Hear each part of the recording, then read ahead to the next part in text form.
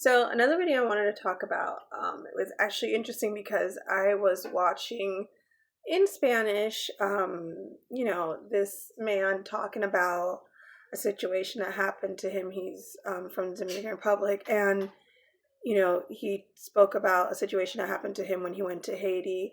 Dominican Republic and Haiti, I know they have sometimes very conflicting relationships historically, but like I would never talk bad about anyone from there. Like, I know there's sometimes a lot of prejudice and stuff like that, but it is true that there does tend to be a lot of like voodoo practice that carries on generationally, if that makes sense, through lineage. Okay, and not to say in the Dominican Republic that there's not a lot of witchcraft that goes on. I'm just saying that in terms of certain things that are like passed down, it's more strongly practiced on that side. So a lot of people know this, that and this came out in the news once, but there are some ritualistic practices that involve, same way you got these folks at Beyond the Adrenochrome. There's some practices that actually call for the consumption of human flesh, and unfortunately a lot of people fall victim to those kind of things in certain areas, right?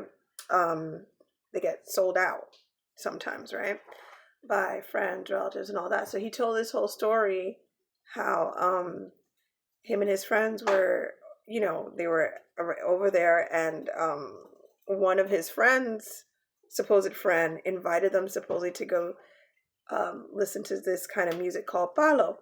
You might have heard me talking about when I was telling you the story when I used to go to a palera, right? So palo is the term that is used for the drummers that play this. It's a type of music where it's a lot of heavy percussion instrument, right?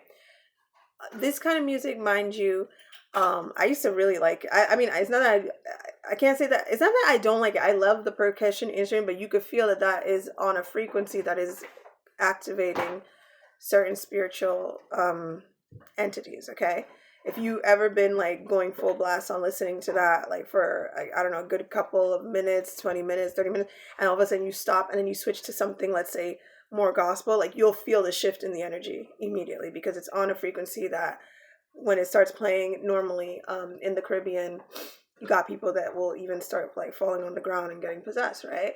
So I definitely like I don't know, like I used to be able to just like listen to it. I know a lot of the songs and all that because some of them are well known culturally.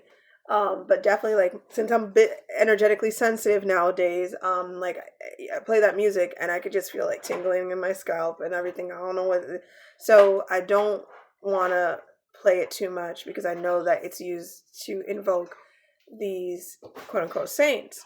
I mean, but the point was, after I heard his whole story, whatever, um, and how he got out of that situation, like I went to explain to my kids about it because, um, I mean, they don't know. I mean, they know, but they don't know if that makes any sense. So, about these kind of things. So I was just explaining to them, you know, like what the music does, how it's used, and related to what the guy was explaining, how these things happen, right? And why you got to be careful in general. I mean, he was talking about straight up things that like you hear also happen in Louisiana, where you go to a location and then you come back the next day and that whole house or that whole location or those streets change and it's not even there.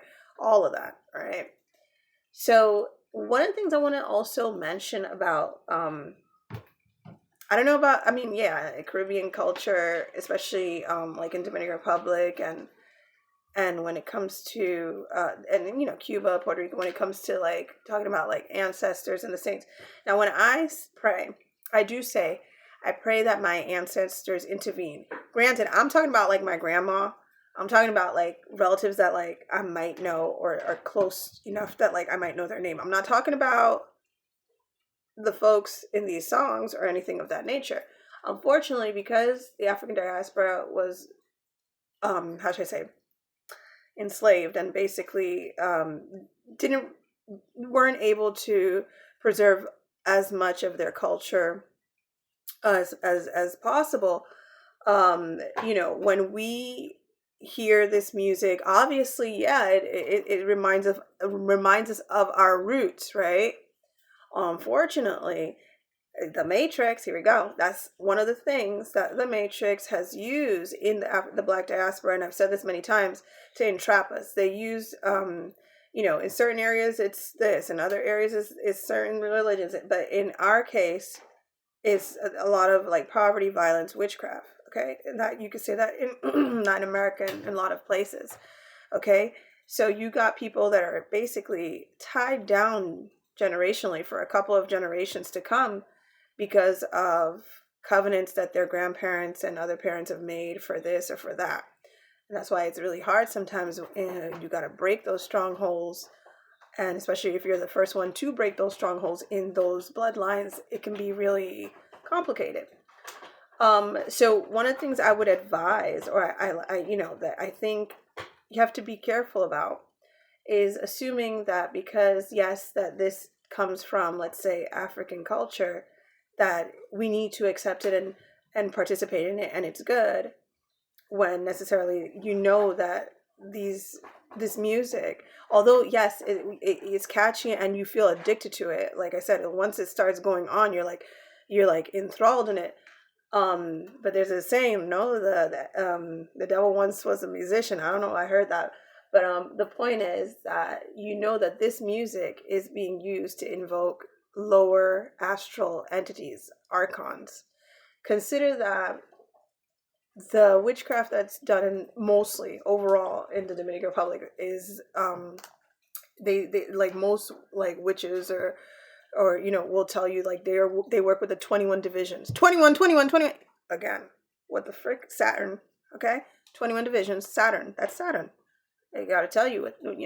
So just keep that in mind. So all and I had to explain to my kids, like, obviously, with Catholicism, they change the pictures of the different deities. Like if you see a picture of Saint Michael, that they call him Bélier, and that's not the same entity that's in the picture. For these are other lower astral entities.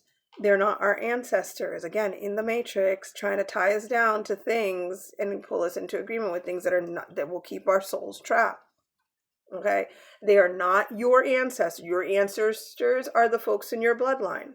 Okay, so it is okay to, how should I say, reject certain things. You don't have to accept it and feel like, oh my God, if we don't accept this, like we're rejecting part of our blackness or our culture or something like this, because that is part of the culture that is being used to lock us down. Just saying.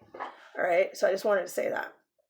And you have a lot of drumming, and I'm not saying about everybody who comes from cultures where they do drumming and percussion, because like I don't know everybody's other cultures or the different types of drumming that exist in different cultures, but obviously the ones that are used mostly in the Caribbean and in the Dominican Republic and Haiti and many of the little islands are to invoke deities. They are to invoke lower astral deities, and anything that is making you worship it, anything that is possessing you, anything that is making you have to feed it, okay, much less sacrificing things to it, is not the source and the Most High. Okay, just putting that out there. Like I said, it's hard sometimes because culturally we've come to accept certain things, but you got to know what it really is. And it's not how should I say, it's not anything that it'll help you ascend. Okay,